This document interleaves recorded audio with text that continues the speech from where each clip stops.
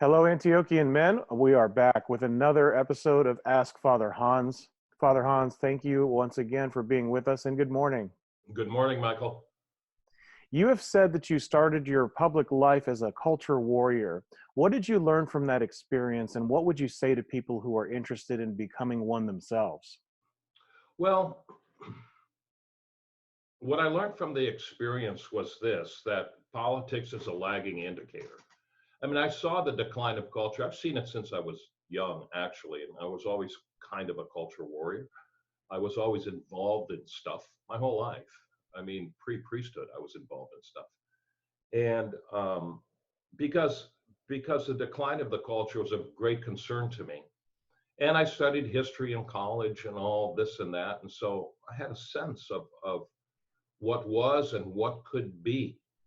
And I'd experience sometimes actually times of deep sorrow in my heart because could see the creativity of Western culture in its music and in its art. And I saw that this was declining. We're not doing what we once did. And that was occasions of sorrow for me. And so I thought, I'm going to fight this. I'm going to fight this. And I fought it in the political cultural realm as a political fight, as a war of ideas. And you know, there's good to that. I mean, people have to write and people have to do things. So I'm not dismissing it, but I came to see that the problem was much deeper. And the problem was really in the heart and in the human person. And by the time something reached a political stage, right, the change had already occurred. So I pulled back from that and I rethought everything. It took me about 3 years.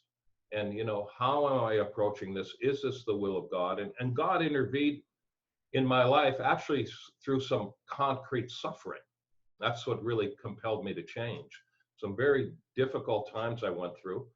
And I did change, and I came out of it the other end, realizing, no, I can work more effectively in a different way. And that's where this whole manhood and dealing with young men, and which I'm developing a reputation for now, that's actually where it began. You know, I'm not new to this. I've been doing this for about a decade now. And it came out of that. And I saw that bringing healing to the human soul, bringing purpose and direction, especially to young men, which now is expanding to older men as well. And this is the way I describe it, Michael. It's like young men are falling off the edge of the cliff, and my job is to reach down over that cliff and catch them in free fall and pick them up and put them back on solid ground, which I love doing. It's the most joy I've ever had in my life. That's where that began. And so I put off the culture warrior stuff. I mean, once in a while, I'll still do it if I think it's appropriate. I mean, when the gay marriage bill, you know, was being debated, or was going to the Supreme Court, I was asked to go to Washington and speak at a rally, and I did. Now, I knew my speech was not going to change the mind of the Supreme Court, but I thought it was important that the Orthodox be represented. And so I went and I spoke. I'll still do stuff like that.